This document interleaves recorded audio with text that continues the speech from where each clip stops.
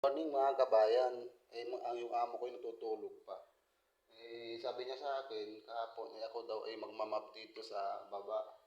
Kaya po sila habang natutulog pa po, ako ay magmamap na. Para ganun lang po. Huwag natin isipin na driver lang tayo. Yun. Ganito lang pala Kailangan. Magmamap lang po.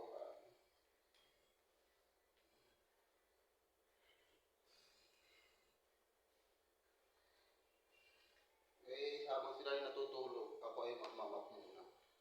Para pagising nila, pagka may iba naman na uutos sa akin. Ito na lang talagang buhay para mabuhay tayo ng marangal.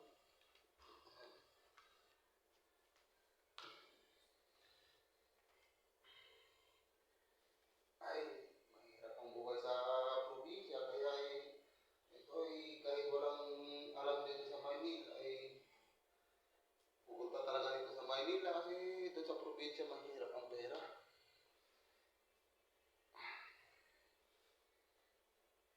Kaya po ngayon ay nandito na sa Maynila. Ay mga Lodi salamat sa mga papanood ng mga video ko. Salamat sa mga suporta ninyo.